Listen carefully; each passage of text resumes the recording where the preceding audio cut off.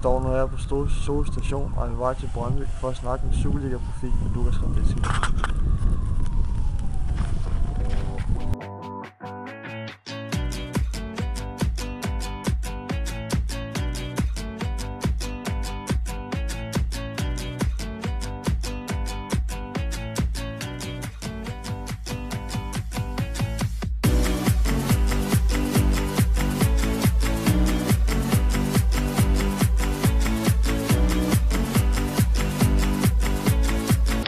Hvor gammel var du, da du kom til Danmark? Jeg var 19, lige fyldt 19 år. Så jeg var lige på grænsen af et lille barn og en kommende voksen. Så det var en spændende tid. Hvordan var det så at flytte til et andet land og så spille fodbold? Ja, det første halvår, den var mega svær. Altså, jeg skulle finde op og lave min egen mad. Og, altså, det var mange gange, jeg bare ringede til pizzeria og McDonald's. Og, ja, det var lidt hårdt, men efter halvår så blev jeg vant til det. Hvordan er så også kunne tilpasse sig et helt nyt land? Jo, der er altid den her sprogspørgsmål. Den er lidt.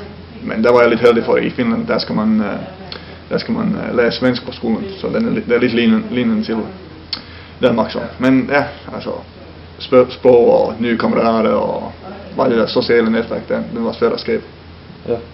Har du mødt nogle problemer med nogen, der ikke har kunne lide det sådan, eller fordi du har været måske fra et andet land, eller? Nej, aldrig.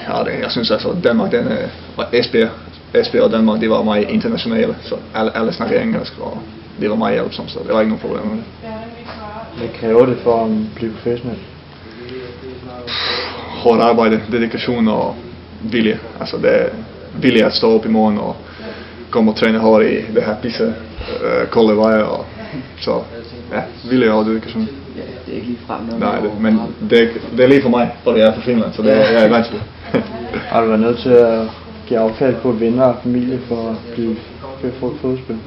Ja, lidt selvfølgelig, altså. Men nu har vi alle mulige Skype og iPhones og WhatsApp, og så det blev nemmere med tiden. Og Finland ligger jo meget tæt på, så de kommer tit op og besøge mig. Og, så det er lidt, men altså, det er ikke været hårdt med den. Bor du alene her, eller har du venner eller familie hernede? Jeg bor bare alene. Jeg er en stor dreng nu, så jeg kan klare det. Hvem var eller er dit forbillede inden for fodbold?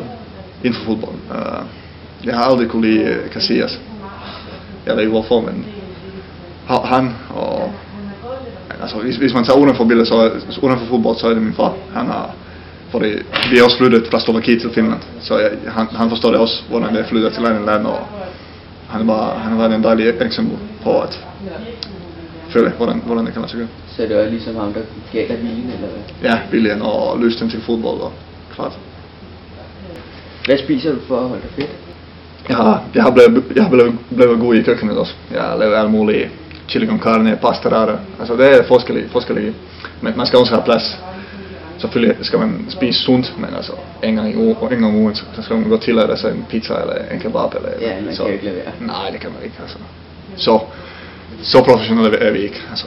Hvad laver I mellem træningen, sådan for eksempel, når I træner 2 gange om dagen? Ja, nu har vi faktisk 2 træninger i dag, så i går, jeg tager måske en hurtig bad, så går jeg op og spiser frokost og tager en lille hvile. Vi har sådan en soverum og nogle matrasser, hvor man kan ligge sig lidt med og høre på musik og tage en lille lur, så det er nice. Yes, hvad får I sådan serveret, når I sidder og spiser der?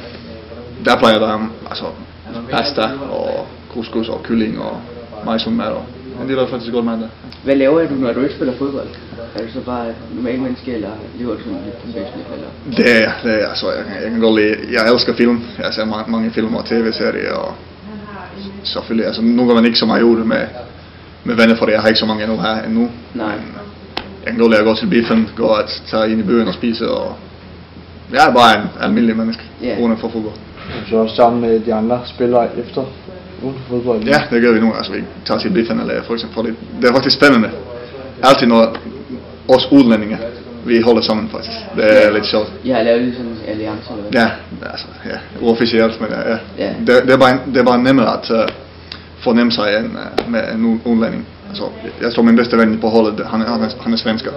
Og der har vi meget fælles. Hvordan forbereder du til en kamp? med god morgenmad, god musik, og ja, musik den er vigtigst. Der hører jeg lidt sådan der house-active music med Swedish House Mafia, og man skal komme i den rigtige zone inden på kampen, og jeg kan godt lide at komme derhen. Hvordan er at stå på banen, når en så lidt præsterer, og så tilskuerne er utilfreds? Nogle gange er det mega svært, men altså, alt i alt, man skal bare holde koncentration på sin egen præstation og holdets præstation, så man skal billedlig look alt muligt væk, og bare koncentrere på det. Det må være svært at ikke at høre sydsiden. De synger larmer virkelig meget.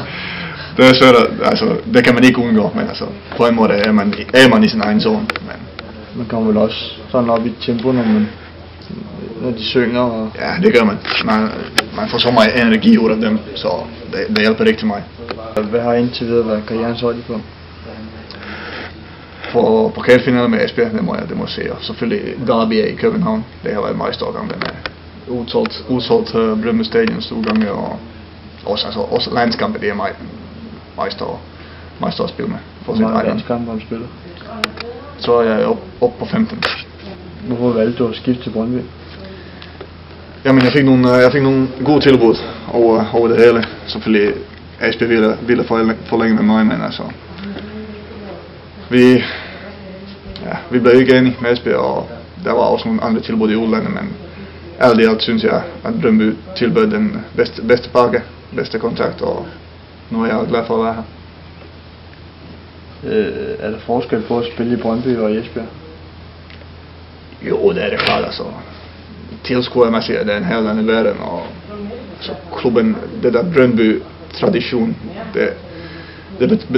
det betyder så meget for folk hernede i Brøndby, og det er bare dejligt at være en del af den her familie også, men altså, nu skal jeg ikke tage noget væk fra Esbjerg. Jeg har en mega god tid der, og det var også en lille familie der på Vestkysten, så generelt er det bare dejligt at spille fodbold, og det er lige mig, hvilken klub man spiller for.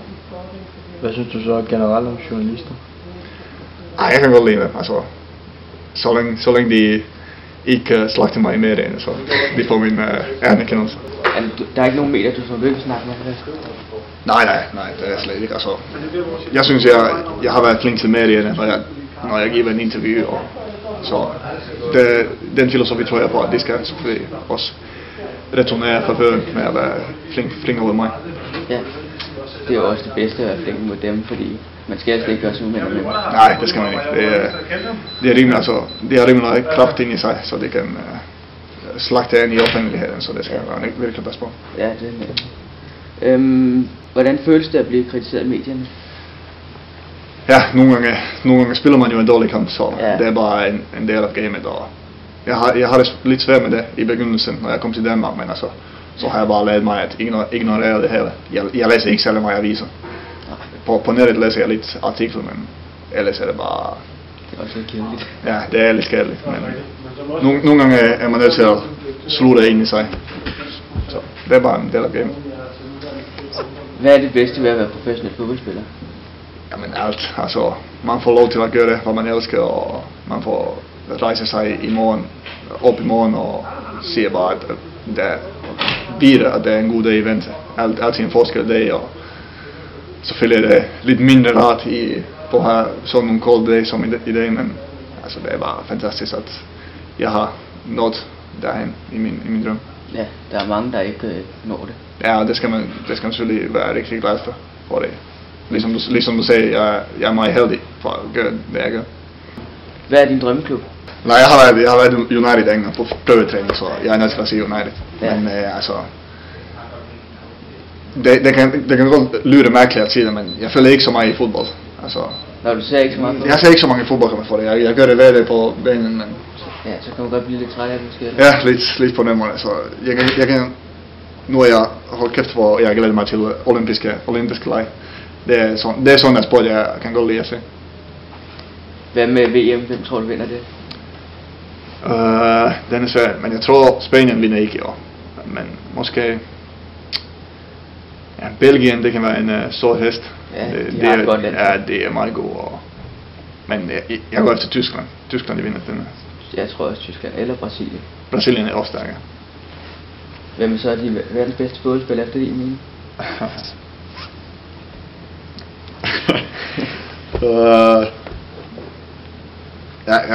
Jeg siger Zlatan. Hvad spiser du for at holde dig fedt? Pizza, McDonald's, nej.